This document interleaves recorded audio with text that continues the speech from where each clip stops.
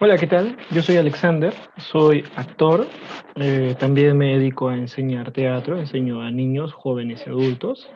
Eh, y bueno, en esta oportunidad voy a hablarles un poquito de cómo inicia esta locura en el ser humano de hacer teatro.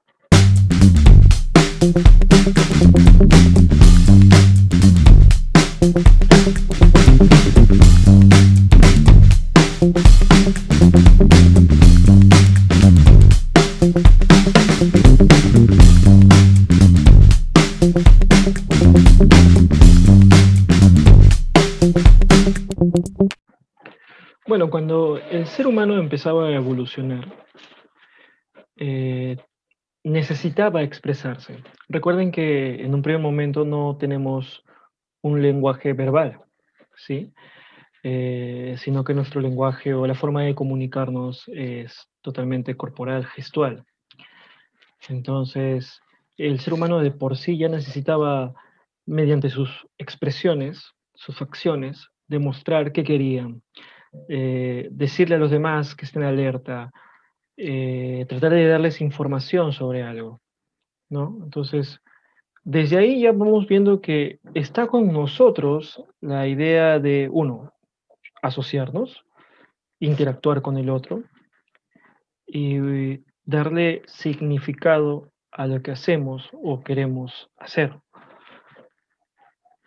Eso es como que la semillita para decir que poco a poco vamos a ir tomando esos y convertirlos en gesto y ir representando, pero todavía no llegamos ahí. Entonces, el ser humano en la antigüedad tenía esto, ¿no? Mediante sonidos, como ustedes conocen, sonidos que por la emocionalidad decían algo, ¿no? Es como nos atacan, ¿no? Y era, ¿no? Y la cara y las facciones y todo eso, o el miedo, ¿no? Y esas expresiones, ¿no? Que suelen ser a veces exageradas, pero la manera en la que comunicaba el hombre, ¿no? Antes que todo, el ser humano ya de por sí tiene esto dentro de él, ¿no? La necesidad de interactuar con los demás, la necesidad de expresar lo que sentía, ¿no? De manera externa.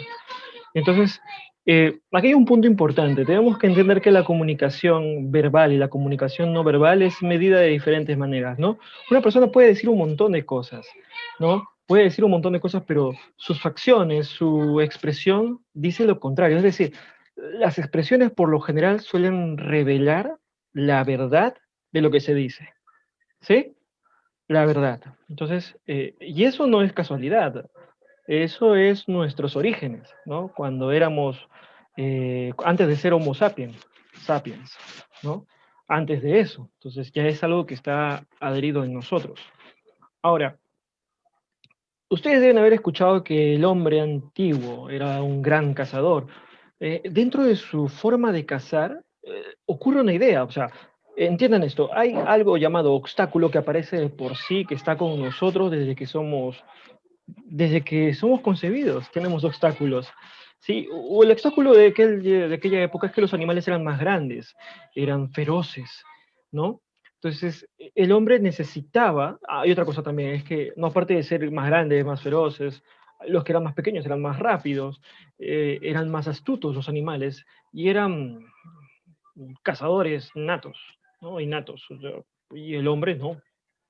Entonces, el ser humano necesita estrategias, ¿ves? O sea, se va dando también esto, ¿no? Necesita estrategias para poder accionar. Esas palabras las vamos a ver más adelante, porque el teatro y el mundo de la acción tiene todos estos conceptos, están incluidos, son parte de, pero el ser humano las va introduciendo en su vida normal, en la vida cotidiana, lo tenemos. Entonces, el obstáculo era que, por ejemplo, teníamos a un mamut, un animal grande que solía andar en manadas. Entonces, el ser humano necesitaba acercarse a esos para poder cazarlos y luego comerlos.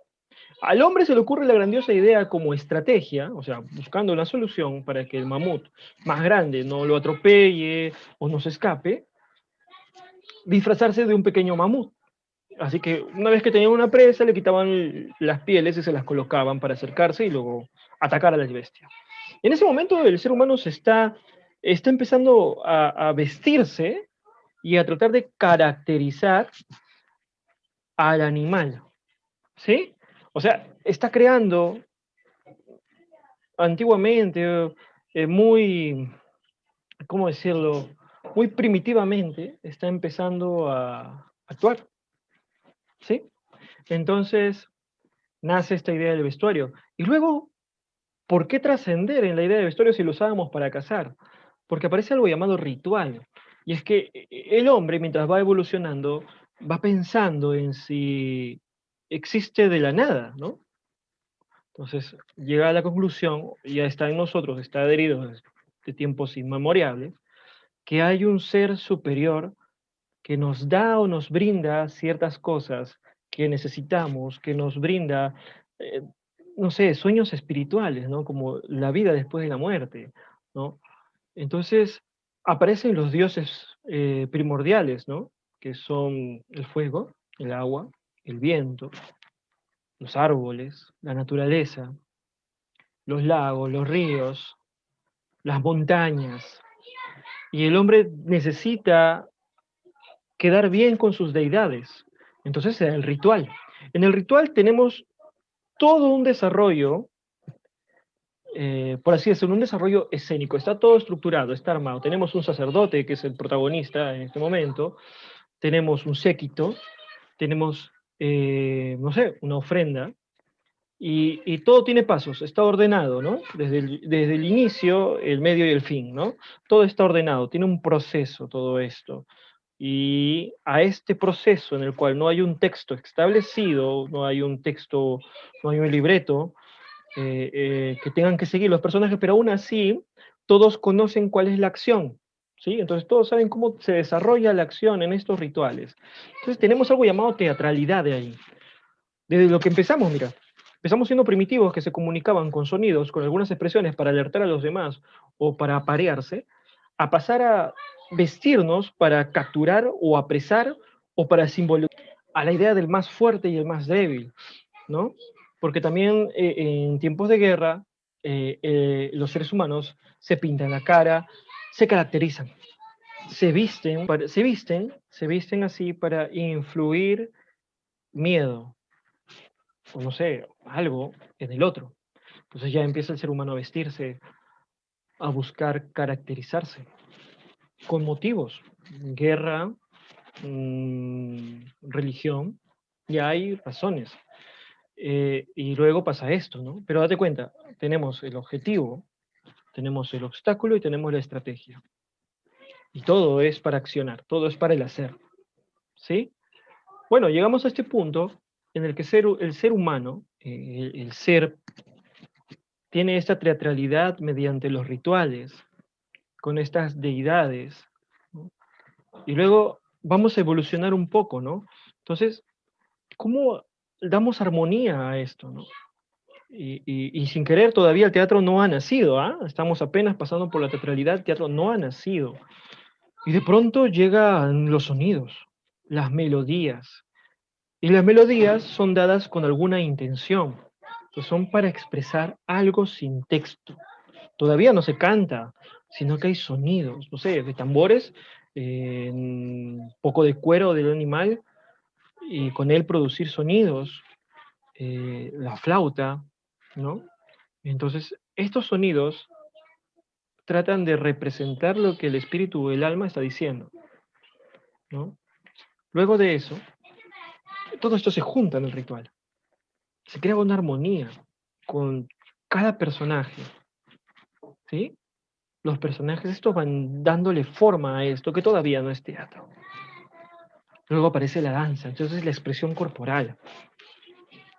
Se reunían junto al fuego o al borde del río o cerca a un lago y empezaban a bailarle con la melodía mientras empezaba esto del ritual a su deidad. Entonces se dan cuenta que es toda una conjunción de diferentes actos con un objetivo, o sea, tenían, por así decirlo, tenían un curso, ¿no? Una línea, sabían el proceso, ¿no? Y todo esto aún así no es teatro. Todavía no, pero estamos en el hecho de teatralidad, ¿sí? Luego de esto, ya cuando el hombre va evolucionando y ya empieza a la melodía ponerle letra y empiezan estos cantos líricos, ¿no? Empiezan a darle letra a esa sensación que causa la música, nace ya de por sí las canciones, entonces ya nacen los poemas, las odas, ¿no? Y estas odas y estos poemas se incluyen dentro de la mitología del hombre, ¿no? Y como te dije al inicio, pues las deidades. Entonces, ese es el mito, ¿no? La mitología. Todo esto se junta. Entonces, llegamos a los griegos y su mitología, ¿no? Eh, ¿Y para qué? ¿Para qué llegamos ahí? Bueno, pues, como te dije, todo es una fusión, se fue juntando todo, ¿sí? Tenemos que entender que hay una razón de por qué los griegos usan la mitología previamente a esto. Eh, bueno, usan los mitos porque los mitos están llenos de símbolos, hay una simbología. eh, es decir, los símbolos son realidades a medio camino entre el mundo de los arquetipos, el mundo de las realidades esenciales, el mundo de las ideas, como lo llamaba Platón, ¿no? El gran mundo de las leyes matemáticas, el mundo de lo que perdura más allá de los cambios en nuestro mundo, o sea, trasciende. Los mitos son el lenguaje primordial que a través de imágenes y metáforas expresa la emoción frente a las grandes formas de la realidad universal. La única forma de acercarnos a los mitos y a las verdades que contienen implica que dejemos de lado las ideas preconcebidas y que tratemos de elevarnos a su altura para poder escuchar su propio lenguaje. Y bien, ¿qué pasa entonces? Bueno, como les decía, Zeus es conocido por ser un gran amante, ¿no? Un gran mujeriego, un dios muy humano. Entonces este dios con una princesa llamada Semele eh, tuvieron un hijo, ¿no? Un hijo al que conoceríamos con el nombre de Dionisio. Pero la diosa Hera, la gran diosa celosa, al enterarse de esto, mató a Semele. Cuando la mata, Dionisio aún está en el vientre de su madre. Entonces Zeus, para salvar la vida de su hijo, lo oculta en su muslo. Pero como el bebé iba creciendo, iba desarrollándose y bueno, ahora estar dentro de su padre, sus poderes divinos eran mucho más grandes, Zeus decide llevarlo con un rey, ¿sí? Al cuidado de un rey. Y este rey lo disfraza de mujer para cuidarlo de Hera. Pero al parecer Hera se fue dando cuenta, ¿no? Eh, entonces, como se fue dando cuenta, lo lleva y lo convierte en una especie de macho cabrío, ¿sí? Y lo deja por ahí, pues, ¿no? Para salvarle la vida. Entonces, eh, se fue creciendo, fue desarrollando y sucede algo bien, bien bacán. Resulta que las ovejas, las cabras se habían metido pues a una viñeda y se estaban comiendo todas las uvas. Entonces Dionisio, convertido también en una cabra, empezó a masticarlos y derramar el líquido de la uva haciendo un charco, ¿no? Cuando el hombre llegó y encuentra este charco, por alguna razón lo prueba y queda encantado con el sabor. Nace el vino, ¿sí?